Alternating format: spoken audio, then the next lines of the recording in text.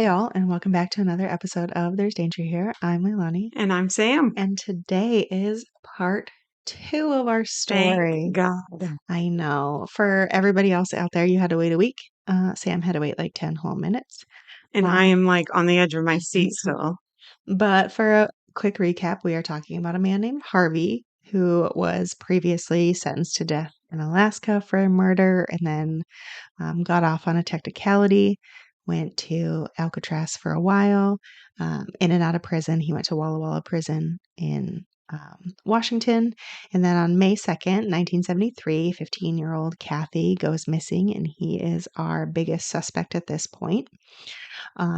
Mary, her mother, is a strong advocate for her and is pushing and pushing to try and find her. I would call her a strong badass.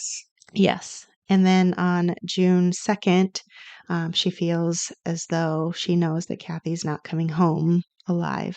Which is so sad. And that is the point where I dropped everybody off. Yeah. Wow. I was telling Leilani in your week-long break, but my little break right now, this story like resonates because I have felt like everyone up until this point is doing what I would do. Mm-hmm. Like Mary is actively searching for her daughter the way I would assume a mother would search for them, which I feel like a lot of times in these stories we don't get that. Mm-hmm. It's like, what are you guys doing? You're all fucking up. But like this one is like, oh, she was on it from 2 hours after it felt wrong. Mm-hmm. She was like, no, she knew. Yeah. we're doing this. We got to find this girl. And it's just heartbreaking. Mm-hmm. And the detectives are doing amazing work and following up on everything. And they are definitely, everybody's driving that bus right now. Like the fact that they read the Miranda rights to Harvey the very first day that they like talked to him is incredible. Mm-hmm. Like it just, that so frequently is where that gets fucked up. Mm-hmm. Like they just go in, they start talking to this person, and then they can use none of it in court. And it's like, no. Mm-hmm. Mm-hmm. And they did not want that to take that chance. So. Yeah. All right. On June 3rd, so the next day, 2 boys were riding motorbikes in the Tulalip Indian Reservation north of Everett. They took a break to pick some salmon berries when they caught the scent of death. One boy moved forward and saw something wrapped in black plastic sheeting. So naturally, he called the other boy to come see, because that's what boys do. After deciding it looked like a body, the boys took off on their bikes and notified the tribal office. At the office, Snohomish County Sheriff's Office was called, and they told the boys to return to the intersection and wait for deputies to arrive so they could lead them to the actual location. The boys did, and there the police were brought about 15 feet off the road in a densely bushed area. They found a nude body wrapped in plastic with significant decomposition present, suggesting the body had been there for a while. The coroner was called and at the scene found a person lying on their side with one hand tucked under their chin. There were 2 nickel-sized holes behind the back of the right side of the skull, as well as a large area of crushing to the back of the left side of the skull. Teeth were intact. The victim had long blonde or light brown hair and had been killed at least a month prior. The coroner said that they were at the dump site, but not the kill site. They interviewed the closest person, a Kathy Sylvester. I knew it. The second you said an Indian reservation, I was like, oh no. Who had reported she had not seen anything suspicious lately. Yes, the Kathy Sylvester the detectives Bowman and Homan had just interviewed. Yeah. They were standing so close to Kathy and didn't even know it. Go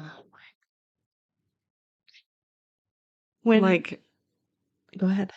I don't even remember the appropriate quote, but it's like, there's no such thing as a coincidence. Mm-hmm. That's the definition of it right there. Yeah. Yeah. It's also got to be heartbreaking for them. Oh, yeah. To know they were there and they missed her. Yeah. I mean, you're not going to find her easily, but no, and to like, just know that. Potentially she wasn't there. Like, that's what I would tell myself. Like, maybe she was moved there after they were there. No, you know? They think that right after she was killed. there. Yeah. When no missing persons were identified in Snohomish County matching the description, The description was forwarded to Everett and then on to Seattle Police Department. As soon as Seattle got the description, Bowman and Homan were called. Before calling Mary, the detectives had dental records sent to Dr. Emmanuel Bitar, who on June 4th made a tentative positive identification. Yeah. Autopsy showed that Kathy had been through it. Along with the injuries noted at the scene, she had fractures on her lateral orbit to the left eye. She had been beaten with a 2x4 hammer or tire iron based on the injuries she received. The detectives knew it was time to notify Mary, but unfortunately the media had gotten to her first. Oh, no. She already knew.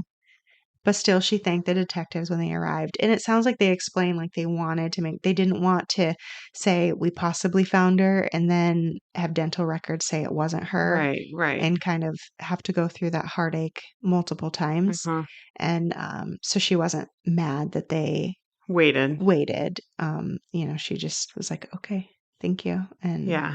Which, I mean, how tough could that be? I think you would be prepared to know, like, the minute you heard anything in the news about, like, this person has been found. Mm-hmm.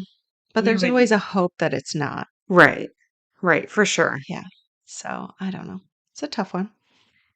The detectives keep trying. They finally get a warrant for Harvey's car, and a palm print is found on the passenger side window that wasn't cleaned. Because remember, Alice did not have the car detailed. She thought that was dumb. But the decay of Kathy was too great, and they couldn't get a suitable palm print to compare it to. The only other thing found were Minnesota maps with red circles in isolated areas. So, with nothing but circumstantial evidence, Harvey decides it's time to leave, and the detectives can do nothing but watch him go. On June 19th, 1973, Harvey left Washington.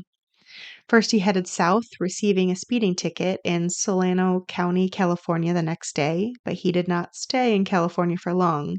He traveled next to Minnesota. And there's several reports that there are missing women around that time in California, but nothing has ever been positively linked to Harvey. So, and it was a lot of it was like, that feels like a reach even for like them saying that it could be him because he had a speeding ticket in the area. So I'm not including all their names. Can you not like tell a person like you can't leave? If they just because they're a suspect, yeah, you can't technically. I feel like there's been so many TV shows that say don't go anywhere, we're watching Yeah. you. Yeah, you can't actually do that unless they're under arrest. Oh. That's crazy. Like, it also then makes me go, like, why do not more people just bounce then? I have no idea. I don't know. Yeah, but without evidence, I mean, there's no way that they could arrest him. So why can they say you have to stay in the state? Be like, for what? Right. Like, you can't tell a normal citizen that. You can't tell me Right. just because you're watching me. There's not enough evidence Right. to, I mean, even arrest him at this point or get an interview in a police station. So, yeah, there's no way they can hold him for that. Yeah. On June 28th in Minneapolis, Marlise Townsend was waiting for a bus. She heard someone behind her and was hit with something in the back of the head, rendering her unconscious. Oh, no. My prediction was wrong. Way wrong. She woke up in a pickup truck and immediately attempted to get out of the truck. As she got her hand like on the door handle, the man grabbed her hair. Thankfully, she was wearing a wig. Oh, and it came off. And surprise! Like I guess it like came off, and he just looked shocked. Yeah. Like, and she like flew out the door, rolled, got up, and ran for her life. Oh my God. So she made it out, and she recalled to police that her attacker was a middle-aged man with graying brown hair, and the truck was a GM, and she was pretty sure it had a silver camper on it. Oh, that's pretty like specific. For running, yeah, for your life. Yeah. I mean, I don't even know if I would have looked back, but yeah. Yeah, and she also was like knocked out and woke up in it, so it's not like she saw it. That's why she's like pretty sure. I'm really impressed with that. I know, she's amazing. In order to sustain himself, he takes a job with a local construction company and gets a small apartment, but he continues to prowl in his off time. On September 9th, 1973, Harvey met a runaway who was hitchhiking to her boyfriend's. 13-year-old Jerry Billings got into a truck with a silver camper. They began to drive, but when she realized they were going the wrong way, she went to get out and he hit her with a hammer and then told her to give him a blowjob. That's Oh, gross. disgusting. He continued to drive as he attacked her and raping her with the hammer handle. Oh my God. Then they stopped in a field and he carried her out into the field in the middle of nowhere. He attempted to sodomize her but couldn't. And when he was done with his attack, he drove her to the closest city and let her out. What? I know. After a few days, she returned home but didn't say anything. Remember, she's a runaway. Her mother turned her into the state as a habitual runaway, and as such, she was sent to Red Wing Training School. It wasn't until October 29th she finally went to the police, taking a polygraph and then speaking about the attack, and she passed. From there, the information was given to Hennepin County, the county of the original abduction. Wow. In February of 1974, Harvey made a trip back to Seattle to try and win Alice over. She had previously filed assault charges against him, and so on the 27th, when he arrived, he was arrested and fingerprinted. There you go. However, Alice dropped the charges and Harvey was free to go. No. Okay, so part one, there was lots of things that I was like, oh, yay, this all makes sense. This is now starting oh, it's all just unraveling. It is. It is.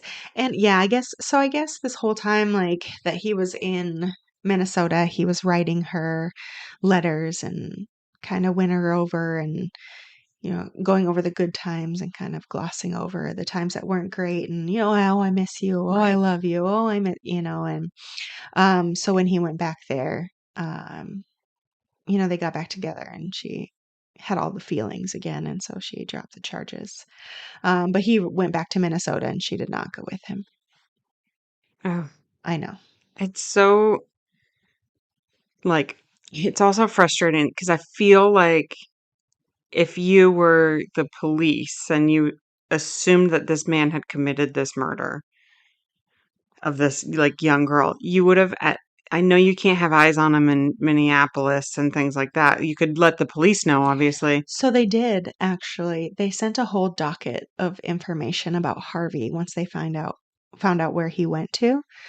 So into Minnesota, they sent this whole packet and they were like, listen, he's a prime suspect. We don't have any evidence, but this is what we're thinking. This is his history from Alaska. And it found a pile of paper. Right. And was ignored. I was just thinking again, it's different times, but I would hope that you would have any charge prepared for if he ever stepped foot back into your state. That was their charge, the assault, but then you're right, and then she dropped it. She dropped it. They had it ready. And the assault is not an extraditable charge. So they had it waiting for him. Yeah. But because she dropped the charges, there's nothing they can do. Hands are tied at that point. Not anymore. Yeah. In Washington State, you now no longer get to choose. Good. Sometimes. Yeah. It's sort of it's a double-edged sword to me, but it is. Isn't that the state, if I remember correctly, that if there is a police call out for a domestic violence, someone's getting arrested? Yep. Yeah. That's what I thought. Which is weird because what if your neighbors called on you and you're fucking watching a football game or doing something ridiculous and everybody's yelling? You're like, so, what? I think that you could. Does it have to be one of them that call? Does it have to be one of the partners? No, it doesn't. But there would have to be enough evidence. If they showed up and you guys were happy and there was a football game on and you had and there wasn't any potential, there wasn't anything that red flag that stuck out to anyone, then they probably would they wouldn't be arresting anyone. Yeah. But they would maybe keep an eye on you a little closer. Yeah. If there was concern at all. But Yeah, someone's definitely getting arrested. That's what And I then thought. if you're the person who calls and you want to drop the charges, they don't care. Yeah. They don't care what you have to say. Yeah. They're like, They say you called. it's now up to the state. Mhm. We get to decide if Mhm. the charges get dropped or not. On an offshoot, because I was stationed there, I had a friend who called on his wife and he got arrested. Yeah. He's like, I called because she's beating me while I'm driving and you arrested me. Yeah. It's like, Which is the really, double-edged sword part. it's a double-edged sword. It's not, doesn't really feel like it's serving Mhm. people the way it should. Yeah. It's causing maybe potentially a lot more trauma Yeah. than necessary. Again, potentially it's saving lives though. Yeah. So in that sense, like But if he's the caller and she's screaming, like, I don't know. Anyway, it happens a lot. I watch I a know. lot of like YouTube videos of like body cams I know. of like women who will call the police on their husbands, and then there's like either the story comes out or one of them was great. It was like this woman went to a fire station and claimed her husband was beating her, and then they go to the husband's house to like arrest him, and they have like a camera, their security camera in their house, and he's like shows it to them thinking he's still getting arrested because they were like in an altercation, but she's the one who like threw the first punch. Mhm. So she ends up getting arrested, which Good. it was actually pretty great because she was like such a bitch. Yeah. Well, I mean, there's always been this like, you don't put hands on women. Like, you don't like men shouldn't hit women. Well, Right. okay, women should also not be hitting Right. men. Yeah. So okay. Yeah. If you hit a man, get arrested for assault. Right. She like slapped him around like Yeah. 10 times before he even like put his hand on her. And Assault is it's, assault, man. yeah, it was like, okay, yeah, Yeah. he did wrestle you to the ground, but you beat the crap out of him first. Yeah. So, Like he shouldn't have to sit there and take it. yeah. Yeah. No, I get it. Okay. That's what I thought. Yeah. So at this point, Harvey has pretty much given up on Alice and the whole getting back together and things like that. So he calls up a woman named Eileen Hunley in March. He had given her, her mother, and her sister a ride home several months prior. She was a 28-year-old Jehovah's Witness that worked at a daycare center. Even though Harvey was Roman Catholic, the two began a romantic relationship. In May of that year, Harvey even went to Kansas to meet her extended family. But by July, Harvey's temper had, come back out, along with his propensity to drink alcohol, which is not his friend.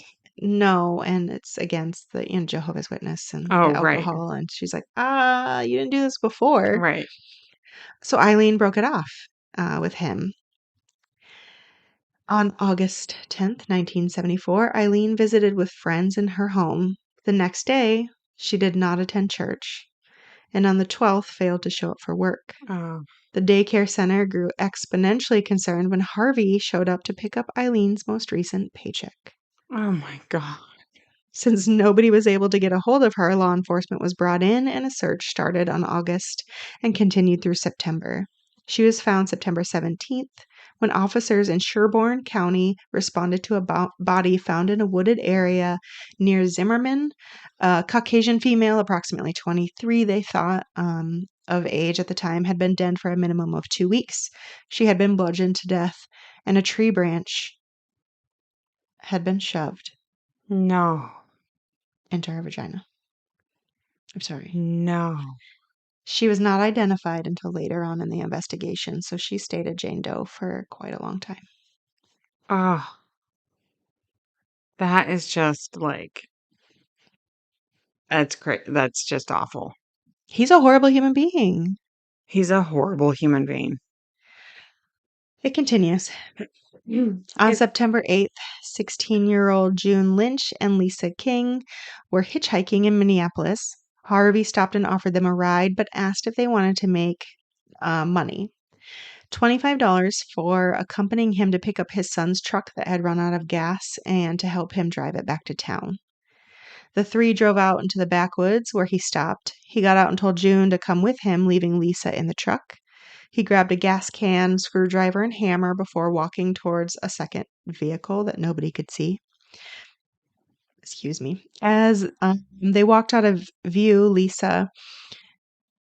Harvey turned and out of view of Lisa. I can see what I'm trying to say. Harvey turned and struck June, causing her to scream. Lisa got out to find out what happened, finding June lying on the ground, bleeding from her head, and Harvey was gone. What?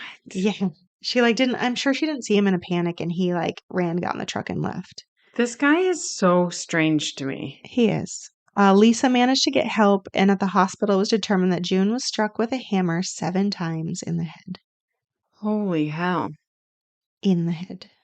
Was she alive? She survived. Likely thanks to Lisa being there and getting help so quickly. Holy cow. Otherwise, I'm sure she would have had either internal bleeding or swelling on the brain or something that would have been enough. He makes no sense to me. He doesn't make sense to anybody. It's very, very sloppy. He just doesn't seem to care. Yeah, and it's he wants to rape some women and beyond that, he wants to just mutilate them. Wants to attack people, I feel like. And then if he can get his rocks off, he does. It's almost if he feels like he wants to get his rocks off, though. Yeah. I know. He's more into the beating. Yeah, it's really strange. Honestly, the rape feels secondary to it, which is normally that seems to be the opposite, but this case he beats more women than he does anything else. Yeah. So on September 14th, 19-year-old Gwen Burton, a student nurse, was having car problems.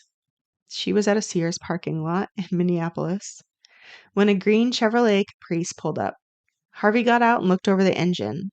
He said he could fix it, but only if they went to his house to get the tools needed.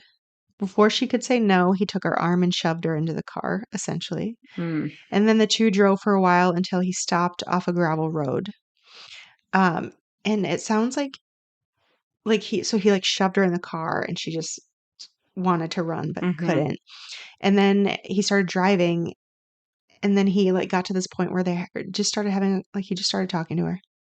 And then she was like, "What the fuck is happening? What is going on?" Yeah. And then he just becomes serious again and then goes to this gravel road.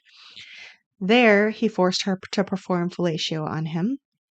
Then he choked and raped her. She lost consciousness several times before waking up on a blanket in a field. Ugh, weird. I know. He again forced fellatio and then used that stupid hammer handle. Killed her. No, he used the handle again. No. It's so disturbing. It's so gross. When he was done, he beat her with the hammer, leaving her in the field. But our little Gwen was a fighter. Holy shit. She woke up and said that at first she just wanted to lay down and go to sleep. And she's like, that would be it. I'll just go to sleep and be done. But then she thought about her sister who had just told her that she was pregnant with her first child and how she would never get to be an aunt or see this kid grow up. And so she had to overcome quite a few obstacles. First, she had to get herself out of the ditch. But she was too weak to stand all the way up because it sounds like part of her side, part of her was paralyzed from the injuries for a while. So she couldn't physically stand. So she had to crawl out of the ditch. And she said that several times as she was climbing up, she'd slide back down and then have to work her way back up again. And it took her hours to get out of the ditch itself. From there, she had to crawl through a barbed wire fence to get to the side of the road. And she said she didn't even realize that she could cut herself because she was already so badly injured that she just right over it and got cut up even worse. She said several cars passed her as she crawled for hours. But there wasn't much daylight. And one of the cars, somebody waved. And I didn't know if it was a kid or something. They said that somebody actually waved to her. She put a hand up and they waved back. I'm like, oh, that was probably a child and they had no idea what they were seeing. But if somebody's laying down on the ground, maybe see if they're okay. Oh my God. That's also a huge fear of mine, though. Driving, if I was driving by myself and I saw someone crawling on the side of the road, obviously I'm going to stop and make sure they're okay. But I definitely have that fear that it's a trap. Oh, yeah, I can see that. If I'm by myself or with my kids, I'm much less likely to stop for things, or I'll stop and call the police Right. and And wait. I think that's probably what I would ultimately do if I saw that very scenario. I Mhm, would maybe not even stop right there, but I would like drive up to the next mile marker and then call the police. mhm, But it truly is like it's like one of those gut wrenching, like you're stuck in the middle of like your morals and then your like brain of mhm. saying, you don't want to die either. Yeah. Like, No, I get that, and there are hear so many times where it is traps and yeah, people do things, but then I don't it's hard. It's hard to be a good human. it is. It is hard. You're always like, "Oh, is this for real or Yeah. no?" There have been several times I've called the police. I've either not stopped or I've slowed down, got the information, and called, but usually it's in an isolated area where there's barely any service, and I'm like, "I am not getting fucked up here." Yeah. Like, Yeah. For this sure. is especially if you can't see the immediate like, if it was, like, an open field, I'd be more likely to stop because there's nothing around that you're R- like, "I can see nobody else is Right. here." Right. But if it's, like, the wooded area, um, yeah, no, I don't I always am like, "Well, what's beyond where I can see?" Right. So I'm just gonna, like, we'll call the police for you. How's that? I can do that for you. Yeah. And I've done it. I've done it a few times where I'm like, Something this feels feels wrong here. weird. Yeah. I will slow down, but I'm not getting out of this vehicle, Yeah. especially if I'm alone. Like, 100% if I'm alone. yeah, no, thank you. Yeah. So after the person, waved, she was just like, "Oh, God, like I just have to keep going." And just before nightfall, she heard a tractor and a farm boy like saw her and stopped. Oh, Of course, it's always farmers, I man. know because They're they're always so amazing. humble. Like they're just Yeah. such good. And it was like a young kid. Like we're talking teenager, Yeah. not an adult. Immediately getting her help and getting her transported to the local hospital. There, she was found to have a depressed skull fracture in which the circle of bone that was hit with the hammer had been driven an inch into her left brain. Whoa. Yeah. While Gwen managed to survive, she was partially paralyzed on the right side for months, and she had issues with stamina, concentration, and balance. That's incredible that she managed to. While Harvey may have thought himself smart by taking these women to different jurisdictions, as it turns out, they collaborated. Outside counties called Hennepin County and members of Carver County and Hennepin County Police Department got together on September 17th, 1974. The lead investigator from Hennepin County was Detective Archie. Oh, it's another hard last name. I like the first name though. See that Archie. one? Mm-hmm. That's a good old school name too. Yeah. Archie. So it's Sonnenstall. The description of the attacker came out: a man 45 to 50, balding with a dome shaped forehead and usually wearing a green work uniform.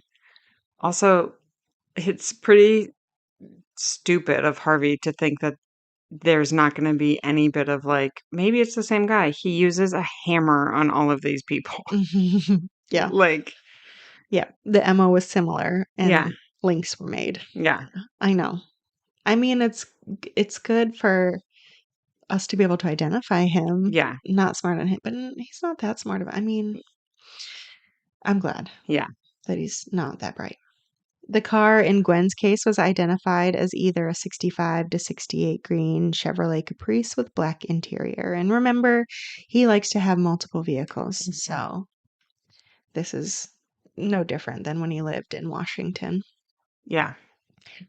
On September 18th, 18-year-old Sally Versoy was hitchhiking at 8:30 in the morning when Harvey pulled up with a green 1971 Chevrolet Caprice. Sally said that he used the same ruse we've heard before, that he'd pay her if she helped him get a car that was broken down and drive it back for him. For his son. Yeah. Yeah. For $25, she agreed, but she said that she needed to stop at school to meet up with a friend, 17-year-old Diane Flynn. Harvey promised to come back in a little while after 9 to get her, so it sounds like he actually dropped her off, and she didn't get any bad vibes from him at that time. Wow. So at 9, he, true to his word, came back, and Sally brought Diane along with her. At one point, Harvey stopped and pointed at an area, saying the car was over there, and then asked us questions Sally wouldn't forget. He said, quote, "If you had a choice, would you rather be raped or killed?" End quote. Both girls immediately said killed. They're like, oh, fuck, we'd rather be killed. Like, what a, like, spine-shivering question to ask someone. Mm-hmm. Mm-hmm. This is when Diane started to get worried. Yeah. And she'd asked, like, she said that she just started to get annoying. She'd be like, are we there yet? Are we going to be there? How much further is it? Where is the money? Like, the money's not going to be worth the effort if we keep driving because of how long this is taking. In response, Harvey backhanded her, causing her lip to bleed. So Sally was like, oh shit, like trying to like find a way to smooth everything out so they could all be safe. So and she said that she was trying to think of a way to escape. And so she said that she would switch places with Diane to ease the tension.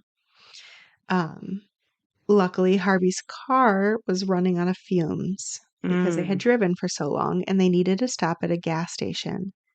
When they did, they the ran. Morals immediately took off. Oh, immediately. 100%. And then they went and reported the man to police along with the information that he had long sideburns, a dimple on his chin, and smoked Camels nonstop. So they're just, the police they have this little picture from kind of the beginning attacks where people are literally just sprinting for their lives, or they don't have the memory. And now they're starting to get these other people trickling in, like these two girls that had a long conversation with him. They've been looking at him like, they're like, oh, let's pick out these fine features that are going to be a little more helpful than just a man in a gray suit. Now we know that he's got the dimple, which you're not going to be able to hide. And he's got the big forehead and, the same color hair, everything matched. And then they just add more to refine kind of I'm sure he smells of cigarettes if he's like chain smoking. Yeah. I was like, I can't even, that's so gross. And so the detective, why did I not? I should have put his first name down. The one, Sonnenstahl, the hard name. Archie. Yes, Archie, thank you. Worked to connect the counties and identify the attacker. While doing so, Harvey continued to prowl. That's what he does. On September 20th, 18-year-old Kathy Schultz was last seen by her brother as she was getting ready for school. When she didn't come home that evening, her family started calling friends, working all through the night and calling police the next morning. The next day, 2 hunters in Asante County found her body in a field. On a blanket. Her face was crushed. 18-year-old. And I always just assume that anyone with the last name Schultz is related to me, even if it's spelled differently. Yeah. I'm like, it's just the way people decided to spell their name when they came to America, but they're probably somewhere in Germany. They're like a long distance cousin of mine. Oh, goodness. Sonnenstahl knew he needed more collaboration and held a meeting on September 23rd with detectives from Hennepin, Carver, Sherborne, Asante, and Kennebec counties, the Minneapolis Police Department, Minnesota State Bureau of Criminal Apprehension, and the pathologists from the Hennepin County Medical Examiner's Office. They've got a whole team. Yeah, they put it together. Like, oh, what is happening in our counties? This is not okay. And I mean, it's a small state as far as population goes. Yeah.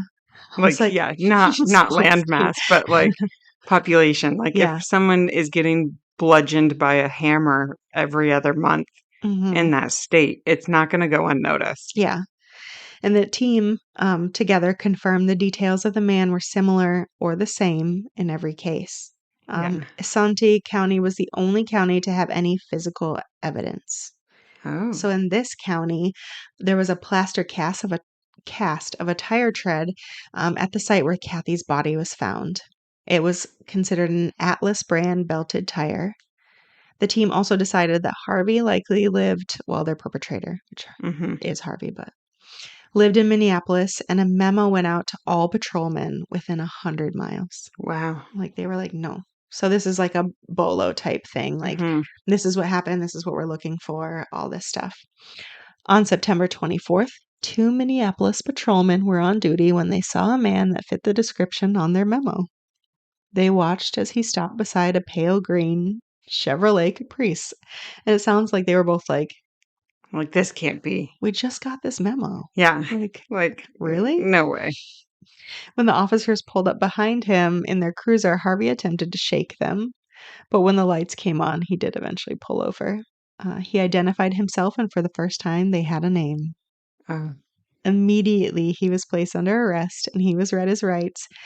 And as I guess he was being told them, he stated, quote, "I know all that shit," end quote.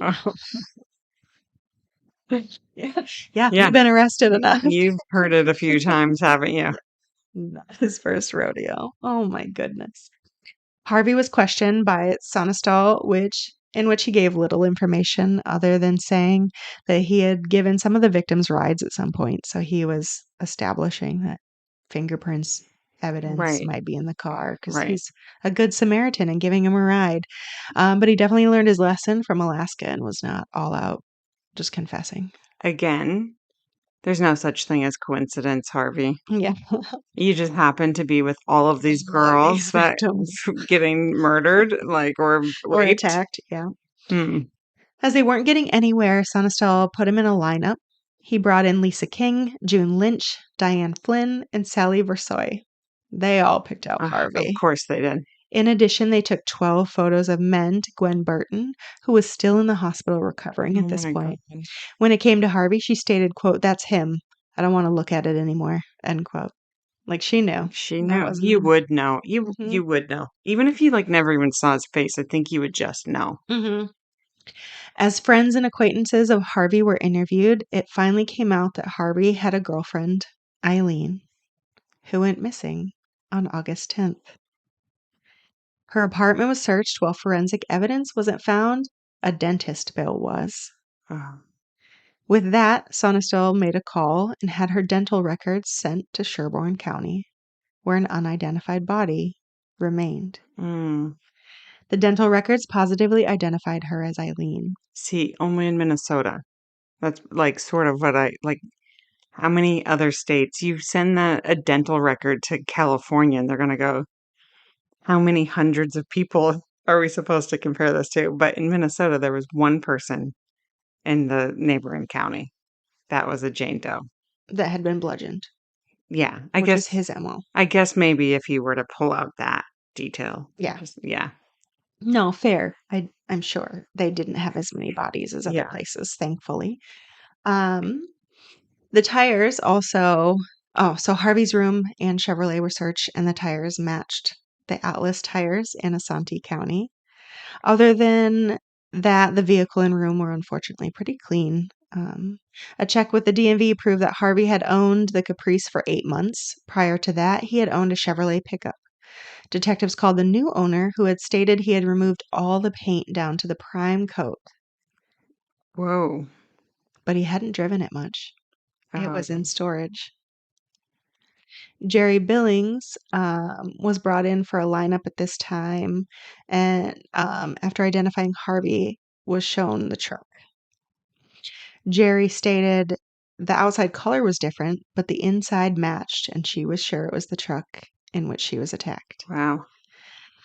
So I guess there was a wooden bench inside of it or something. There was something specific that when she opened the door, she's like, "This is the truck." Yeah. The new owner graciously allowed police to take the truck to their garage to be processed. Which I mean, when was this now? We're in the 60s? No, late 70s. 70s? I know that now there's you can literally suck out every little piece of DNA that's inside of a... they rip those things down to the stud and they find everything. Yeah. I know. So it'd be hard to just be like, yeah, take it, I guess. Yeah. But he was a wonderful human being. Yeah. During the processing, numerous strands of female hair, different lengths and colors, were found and bagged. The only other things left in the vehicle were maps from Washington, Oregon, Idaho, California, Montana, Wisconsin, and Kansas. Holy crap. In which 181 red circles were made in isolated areas. Oh, what? Mm-hmm. After learning Harvey came from Seattle, Sonistel put in a call to the area, finding detectives Dwayne Homan and Billy Bauman. The pair were not surprised about the call, only how long it took to receive it. Oh. Like, they're like, we've been waiting. Yeah. We literally sent you a whole docket on this man. Yeah. And you guys let it sit without looking at it. God.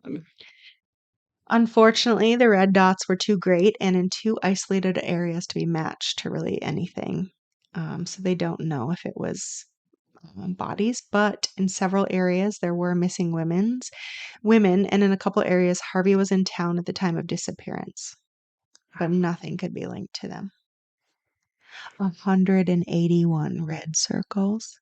He would I guess, do you know if any of the red circles was he circling areas where these women were being found? No. They were just red circles. They don't know why the circles were there. I mean, people went. When they found women, were they able to cross match oh, we found that woman on the tribal lands and there's a circle on that tribal lands or whatever. And they didn't find people. But these are you think about these the states that he's naming. Right. And it's in the middle of nowhere. Yeah. How are you going to pinpoint that? If it's on a map, it could be, that circle might be 1,000 miles. Oh, right. Okay. That's what I was sort of wondering, if he was getting specific about where he had dumped bodies and they could verify that with the bodies that they had found.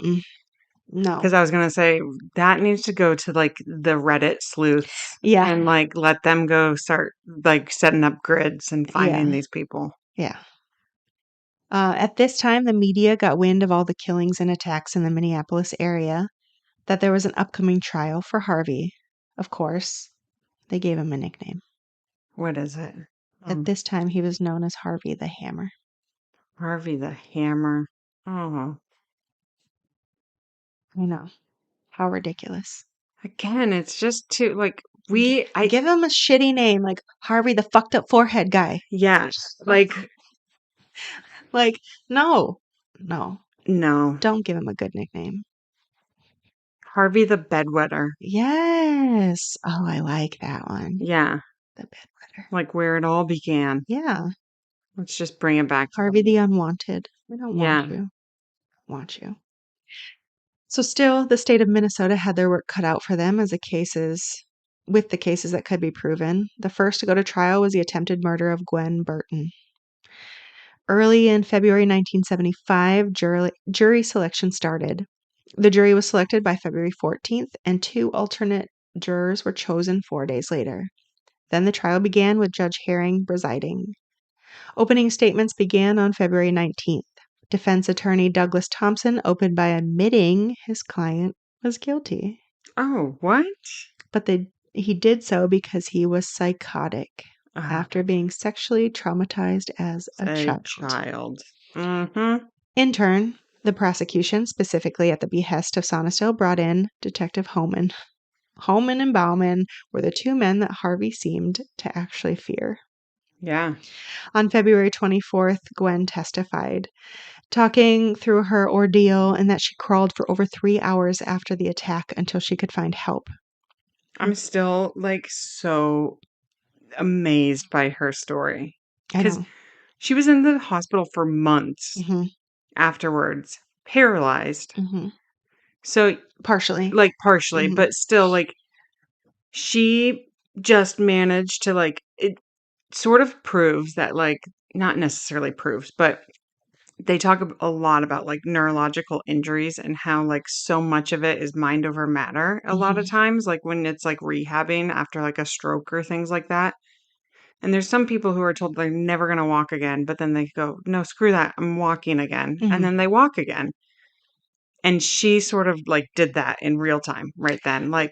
Yeah, I talk good. Dang, I don't know what that was. You got so excited. I did. I also think it had to do with her age because she was young. So when you're younger, you tend to heal a little better. Even they've proven the brain can, have some healing in that respect.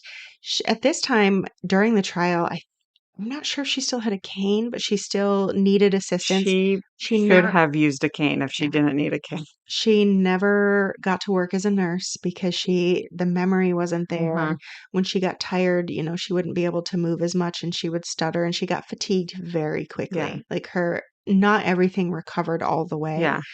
So she definitely had lifelong effects from it. Yes, she did walk, but I think part of the reason she was probably paralyzed, I mean, having the bone driven in, and she had a painstaking surgery because they said that they had to make sure that they were, of course, remove all All of the of the pieces fragments of bone that and are an inch into the yeah, brain. So of course you're going to have, which could at that point also cause some paralysis. hmm Like, and and the also like inflammation I was and gonna say, everything that goes with it. brain injuries like initially sometimes don't cause any problems, and then after a few days, when your brain starts to get inflamed, that's when it actually causes. Hmm.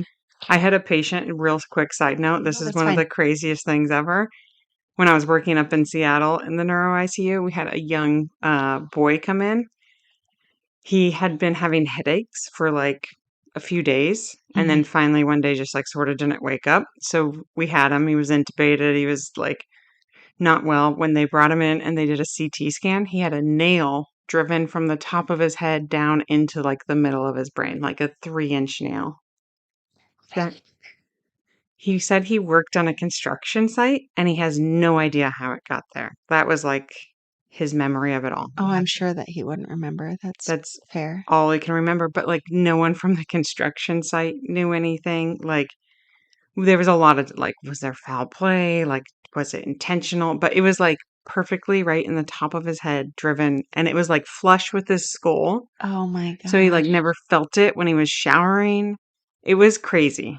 I feel like I touched my whole head when I'm showering. It was, So I mean, he was a teenager. I That was know, the I only know. thing that we were like, there's the only way you can explain this is that Yeah. he's like a young boy who just isn't like In tuned. attention to Yeah. detail of like his body. But like, we're like, he walked around with a nail in his head for like 3 days before he ended up passing out. Like, because Yeah. it like held the blood in place and like eventually it started to get, actually, it was more the infection that started to cause the issues. Yeah. Like, Yeah, I could see that. Brain injuries are crazy. I had oh, now we're gonna go on. I Sorry, know. It's so I, fascinating, I though. know I had a patient that was like a longer term patient that, I mean, looked like there was nothing there, nothing happening. You have to turn them every 2 hours. You're Right. doing all the Right. cares. There's no response to They're anything. never giving you the thumbs up or the Yeah. wiggling of the Hmm. toes or, And yeah. I have this habit of people that are, even when they're not awake, of just chatting with them, like, I'm gonna do this, or I'm gonna do this, Right. or now we're gonna roll, and now we're gonna do this. I'm like, oh, how's your morning? Like, Yeah. and it's just, I don't know when it started to get ingrained in me. As a pretty young nurse, it was like, sometimes they can hear you. And I'm like, oh, I would not want somebody rolling me without telling Telling me. me what's going on. Yeah. And so I had this patient, and I think it was the third day, like three in a row, and third day, and I walk in, and I'm like, hey, how are you? And he looked at me and he goes, I'm all right. And I literally about shit my pants. I was like, I'm sorry. What? Eh, welcome back. And I like look at him and he I had swelling on the brain and it was finally Yeah. resolving. And he was like, I'm feeling a little better. And he's like, you've been here, huh? And I was like, yeah. Oh, yeah. How do you know? And he's like, you don't stop talking when you're doing things. And I'm like, nope, sure don't. It's pretty incredible. That stuff is it's Yeah. really I incredible. was like, oh, yeah. So swelling on the brain. And I mean, he like eventually went on to recover, got up and walked out. Yeah. But but I'm like, oh, so in her case, I mean, something being driven into the brain, Right. a little bit longer lasting effects for her. But she did manage to go to trial. And I think she went to several trials. I'm like, Yeah. bless her. Cause then you have to face that person the entire time. Oh, I would be all for it. And as I was saying, like, even if she didn't need a cane, I can tell you right now, I would have told that woman, Get I in a need wheelchair. you in like double arm canes, like walking in as rickety as you possibly can, Yeah. please. Like, Well, you'll see this defense team. We're a bunch of douche canoes. oh, good. Yeah. Aren't they always? Um, So, so Homan came, and I guess that he never really introduced himself, but Sonestal was talking like with the defense team, and he had come up and they were all chit-chatting, and an admission of guilt came up in regards to, I think, the case in Washington. And that's when they turned in and they were like, "Hey, this is Detective Homan from From Washington." And the Washington. defense team was like, "What?" Yeah. Like, maybe you shouldn't open your mouth in a public area. For real. But For real. that was like the little like kick in the pants. Or like, okay, well, now we just know that he admitted to this in Washington if we need this. Yeah. Um, I'll be taking that back to yeah. Mary. Thank you. Yep. So again, she talked over her whole ordeal, and then June Lynch took the stand and talked about what she went through, as well as being beaten with the hammer. After that, Harvey took the stand, and he responded to the defense questioning, admitting that he was guilty, and he didn't think he was crazy, but that he heard God talk to him, and God told him these women were whores and he had to kill them. That's so crazy. It got worse because they even talked about like, well, if you could right now, would you kill Gwen? He's like, yeah. Oh my God. Like, do you think that that is above the line? Like, you should not be able to say that with the victim still in the fucking room. Because she had to listen to this man be like, yeah, I'd fucking kill her right now if I could. Oh. Right now. Like, No there's remorse. a part of me that's like, he knew by saying that it was like maybe helping his case. We'll talk about it. Yeah. He definitely. Yeah. Then the defense spoke about the abuse that he underwent as in his childhood, that he was surely crazy because he believed God spoke to him. That doesn't mean you're crazy. I know. Defense fed into those. Oh, yeah. In defense, he like fed into those beliefs before switching to his college experience.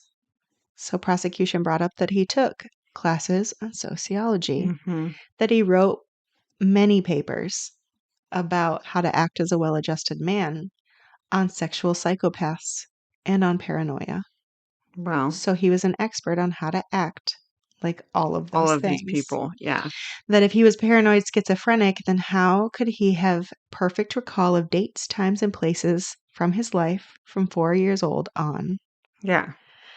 On February 26th, Dr. Hector Zeller, the defense's psychiatrist, took the stand, stating that he was insane because he believed himself to be an ambassador of God, that he had prayed with Gwen and fixed her hair before bludgeoning her. All of this, Gwen herself later refuted on the stand. She's like, no, the fuck he didn't. Yeah. He walked over and beat me with a hammer. He never touched my head. He didn't pray with me. He didn't do anything. He walked over and smacked me with a hammer. Yeah. Even, that's just like a Bullshit. pretty lame defense. Prosecution brought in their own psychiatrist, Dr. Dennis Philander, who reported he couldn't be insane while having an excellent recall of his memories, that psychopaths can't recall dates and times. They don't know when things happen, and things will be reported out of order. Right. It's But not he was lineal. but he was perfect recall of everything. All the talk about psychology took until March 3rd, when final arguments and instructions were heard. The jury retired at 5 p.m. and returned with the verdict by 10 p.m. the same night. The verdict was guilty. Guilty of aggravated sodomy and guilty of attempted murder. On March 7th, Harvey was sent to St. Peter's State Hospital for a psychiatric examination. Like, they have to do a pre-sentencing one to make sure that they're competent. There he was found to have severe antisocial personality, so he had no empathy or conscience, but he wasn't psychotic. Yeah. They recommended imprisonment, not mental health treatment. But at this time, sentencing was deferred. First, he had to go through trial number 2. Oh, I was like, why are they deferring his sentencing? They were going to put him on parole. No, God, yeah, right. So this was for the assault of Jerry Billings and began on the first week of April with presiding Judge Crane Winton. If you recall, Jerry was 13 at the time of her attack, and now at 15 had some difficulty with the details, which defense kind of tore into her for, but rude. Like, sort of like, sometimes I feel like she must have wanted to testify. She did. Yeah, I was going to say she's so young that usually they... But I mean, they pick apart the details. Like, did this happen? When did this happen? And she was getting things wrong. I'm like, okay, she's a traumatized victim at 13. Of course, her memory, like, it's proven that your memory gets kind of messed up in order to protect yourself. Yeah. Like, the fact that she remembers I was going to say, some people is amazing. just totally black it out. Yeah. So, however, the judge allowed the testimony of all other women who survived attacks by Harvey. No, that's unheard of. I know. That is unheard of. You look so... I put the detail in because when I was like, the judge did what? I know. Normally they're like, no, that can alter people's perception of but who this this judge guy is like, is. It's relevant. We need the real perception of what he is. Yeah. He's a monster. Harvey again took the stand, but this time stated he had never met Jerry. Didn't matter, though. On April 18th, the jury found Harvey guilty on all counts against Jerry. Judge Whitten was annoyed about the trial, however, as it turns out in Minnesota, at least at this time. You're not going to like this. No sentence can exceed 40 years unless they are convicted of first-degree murder, which carries a life sentence. Oh, yeah, that's stupid. Really stupid. With that, on May 5th, 1975, sentencing was completed. Harvey received 33 years by Judge Herring on the Gwen Burton case, and then he went in front of Judge Whitten, who gave him another 30 years for the sodomy of Jerry Billings, though he'd only have to serve 10 of that, because that would be over 40. How dumb. Wait, so you couldn't serve more than 40? Uh-huh. Unless you got first-degree murder.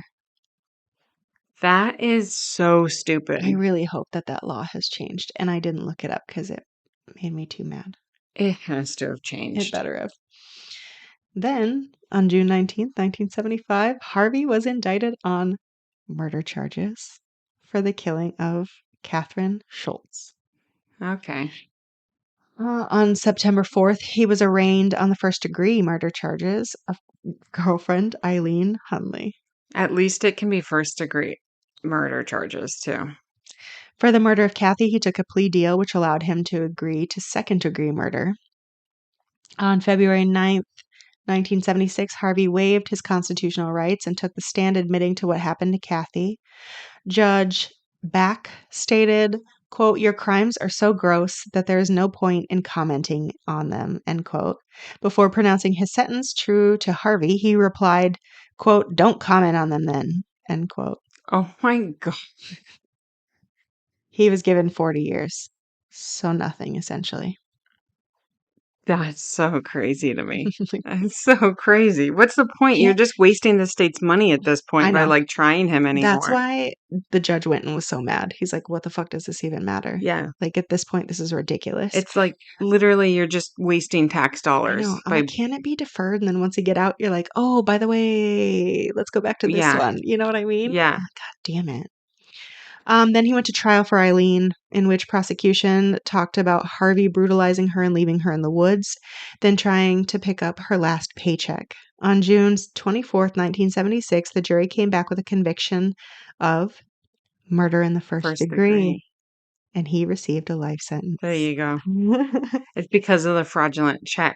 Yeah. Right? Like that's what quantifies the first degree. Yeah. I think that's what did it, that they could prove, because otherwise there was no actual physical evidence. Yeah. So I just learned this today, actually. Like literally, I was learning it when I was watching something about the assassin in New York. Maybe it's state to state, probably it differs, but first degree murder is like very difficult to like pin on a person, at least in New York State, where it's like it's either like the killing of a police officer, a firefighter, a judge, or if it's done and there's another felony crime committed within the act of that murder. So like if it's the same in Minnesota, it's when he murdered her and then he fraudulently cashed her check. Yeah, I'd have to look into that because I know it differs state to state. Because here in this state, I don't think that would be the aggravated factors. First degree is still like premeditated murder, which he clearly had because he took her into the woods and did it after she broke up with him, and it wasn't like a frenzied like a bar attack. Right. And here I know it's called aggravating factors, but I think because you can have first degree with or without them, and it just the aggravating factors here in this state are more. Are you going to get life? Or are you going to get the death penalty? Yeah. Yeah. I definitely think it's state to state, but because right now that guy in New York is charged with second degree. Which is crazy. Yeah. Yeah. In 1978, the Minnesota Supreme Court heard Harvey's appeal. The question came up of whether or not juries should be told what might happen if they were to acquit a defendant by reason of mental illness. Don't look at me like this. On August 11th, after consideration, the justices unanimously upheld Harvey's conviction. Okay. There were two that were in question about it, though, that they were like, well, it might have an effect and maybe they should understand what's happening. And then the rest of them were like, no, it doesn't matter whether they know. Like, they're still going to make that same. Yeah. After that, Harvey was eligible for parole in 1993, technically, but was not given parole. Instead, he remained behind bars much longer.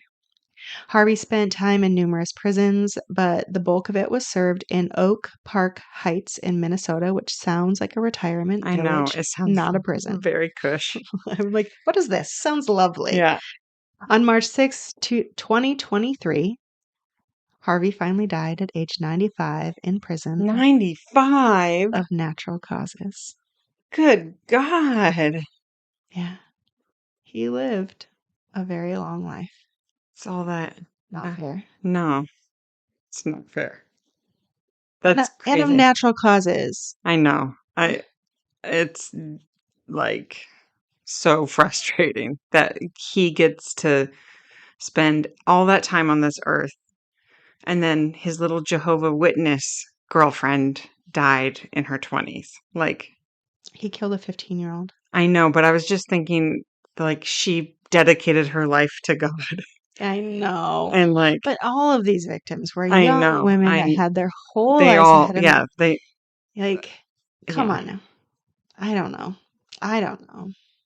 The fact that 95, like, how dare you? That feels insulting. It is insulting. It actually is insulting. 2023, you made it till then. You wasted so much oxygen being here. He did. And taxpayer dollars. Yeah. So many things. I wish he would have died faster. I would have hoped someone would have helped him die faster. Yes. She would have broken all of his bones. Yeah. It's fine. With a hammer. With a hammer. Like a little one. Bludgeoned him with a mop handle. Yeah. That's fine. Left it in him. Yeah. God, I hate people like him. I hate when I hear things as like we're like fantasizing about what he did, but he deserved it. I wish that he would have had a horrible life. Yeah. I hope he had arthritis and it hurt every day to wake up and move. Like rheumatoid arthritis. Mm-hmm. I hope that his joints curled in and he could barely move. Yeah, and like his spine got compressed. And so he just like was no longer 6'2". Now he's like 5'10". Yes. And he's like just sort of melting internally. Yes. Yeah. Okay. That makes me feel better when I say things like that. Uh-huh. Alrighty. Well, to all those out there listening, be careful. It's a dangerous world we live in.